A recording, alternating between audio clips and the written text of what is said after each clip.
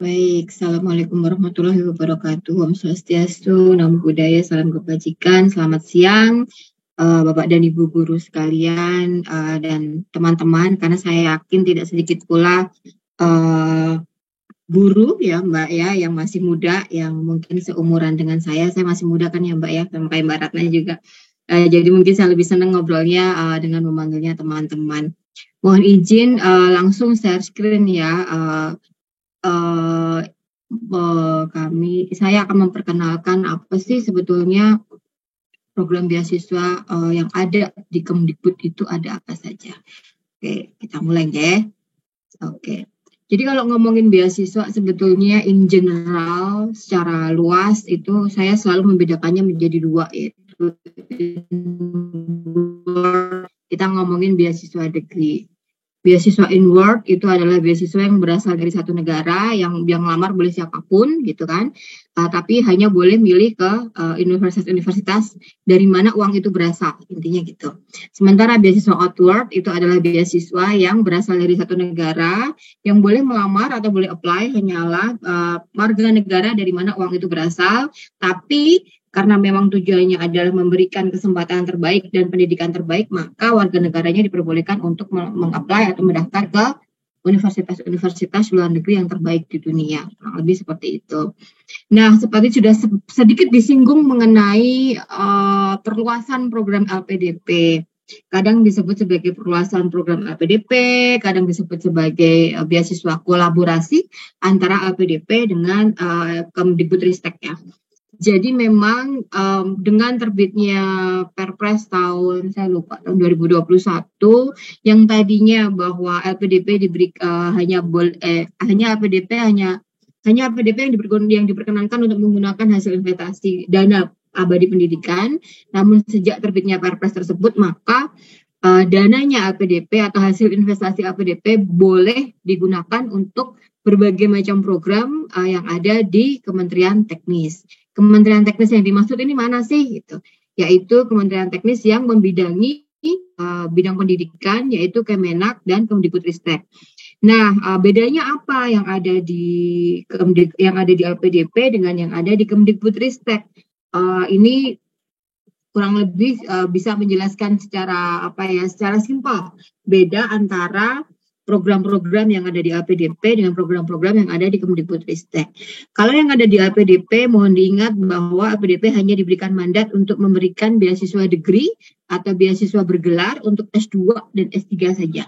Sementara program-program yang ada di Kemdikbudristek selain beasiswa degree yang bisa melayani untuk memberikan beasiswa mulai dari S1 dalam negeri maupun luar negeri, juga memberikan berbagai macam beasiswa yang non-gelar atau kita sebut sebagai mikrokredensial. Untuk lebih jelasnya, untuk mikrokredensial atau beasiswa non-gelar apa aja sih yang ada di Kemdikbudristek, kurang lebih itu macam-macam tuh.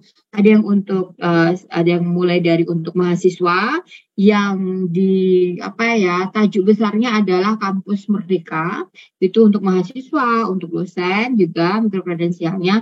Ada juga untuk tenaga pendidik dan juga untuk tenaga kependidikan yang nanti akan dijelaskan lebih lanjut dan lebih detail oleh Mbak Nisa. Kurang lebih seperti itu. Nah, sedikit saya ingin menyinggung mengenai beasiswa degree yang ada di Kemdikbudristek yang dikelola oleh BPPT. Besarannya aja nggih. Kalau untuk S1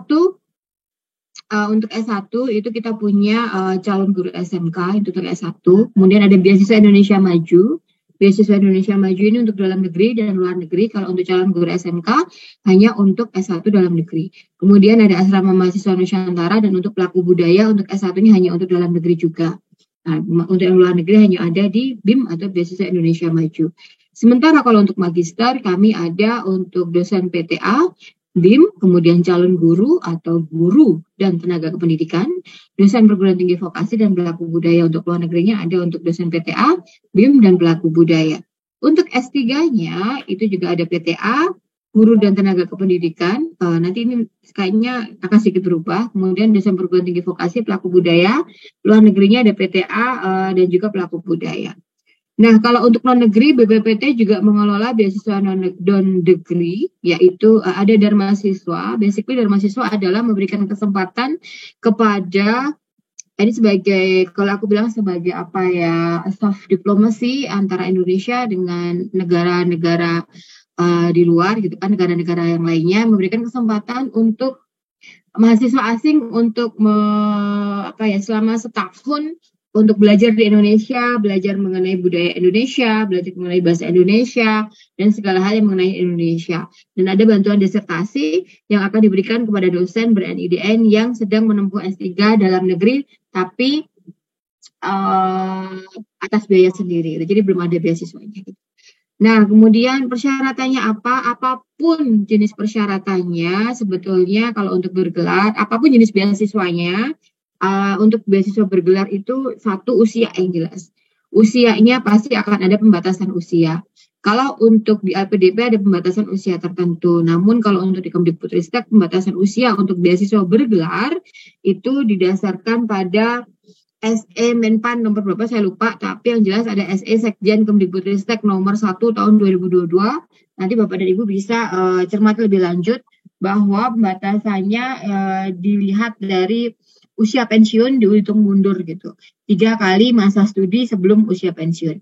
Kemudian yang jelas ada ijazah atau IPK-nya. Kemudian ada sertifikat kompetensi bahasa dan LOA atau letter of yaitu semacam surat yang menyatakan bahwa Bapak dan Ibu diterima di universitas tujuan tanpa syarat apapun lagi. Gitu.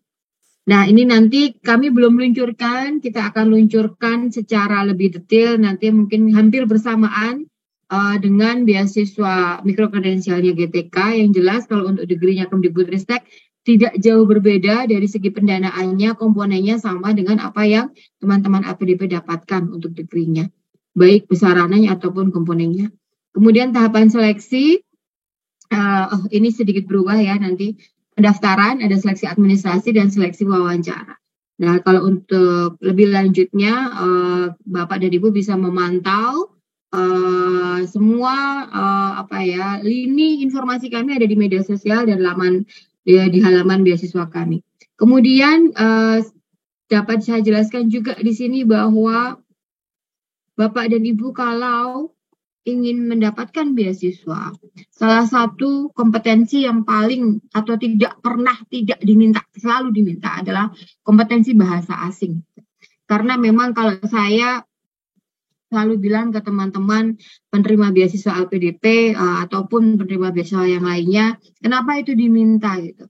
Analoginya kayak misalnya kita tahu banget bahwa di luaran sana, misalnya saya seorang jenderal gitu kan, di luaran sana itu lawan sudah pakai revolver gitu, senjata otomatis gitu. Kemudian kalau misalnya kami melepas prajurit kita dengan bambu runcing gitu kan, dalam arti di sini adalah kompetensi bahasanya tidak memenuhi syarat, maka kalau dipaksa keluar pasti akan mati konyol. Itulah kenapa hampir semua beasiswa mensyaratkan sertifikat kompetensi bahasa.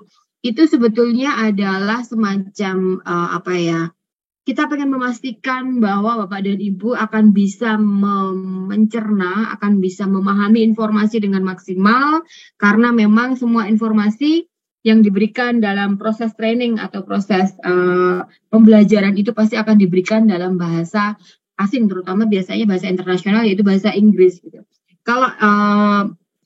Kalau misalnya kompetensi bahasanya cukup mumpuni, maka dapat dipastikan informasi itu akan bisa dicerna dengan baik dan Bapak dan Ibu bisa bisa mendapatkan ilmu pengetahuan yang semestinya gitu. Sehingga nanti akan bisa diharapkan proses pembelajaran tidak akan mengalami gangguan yang berarti. Nah, gimana sih caranya mendapatkan TOEFL atau mencari TOEFL atau mencapai TOEFL, mencapai kompetensi bahasa yang mumpuni itu gimana gitu. Kalau prinsip saya pribadi, setelah sekian lama saya mengelola beasiswa kurang lebih 10 tahun lebih, dan juga ketika saya dulu akan mendapatkan beasiswa pada umur-umur tertentu itu kayaknya memang kita mempunyai keterbatasan belajar ya. Kita punya keterbatasan belajar di mana kalau di umur saya pribadi sekarang kayaknya udah nggak mungkin nih ngapalin grammar kayak gitu. Jadi apa yang saya lakukan dulu adalah memang belajar pribadi. Gimana caranya belajar pribadi? Di luaran sana bisa banyak sekali buku-buku IELTS, buku TOEFL, buku-buku kompetensi bahasa ataupun sumber yang yang gratis ya, sumber yang gratis yang bisa diakses gitu. Nah, dari situ apa yang saya lakukan dulu sebelum saya mendapatkan beasiswa. Jadi saya dulu dapat beasiswa dari USAID dan syaratnya cuma satu, dalam waktu 2 bulan one time shot saya harus bisa mencapai TOEFL minimal 550. Dan kalau misalnya nggak jadi dapat, beasiswanya nggak jadi dapat, itu gugur gitu. Jadi apa yang saya lakukan dalam waktu 2 bulan sambil bekerja adalah saya beli buku buku TOEFL waktu itu, soal-soal, intinya saya nggak ngapalin, enggak. Tiap malam saya mengerjakan soal-soal TOEFL. Kemudian setiap 1 minggu sekali saya tes TOEFL. TOEFL ada di mana-mana, di IELTS aja, di semua lembaga bahasa biasanya punya TOEFL. Seminggu sekali saya TOEFL gitu. Jadi setiap TOEFL saya tahu minggu ini misalnya saya dapat 500, minggu depan saya dapat 510, minggu selanjutnya saya dapat berapa, saya tahu progresnya setiap kali saya melakukan TOEFL.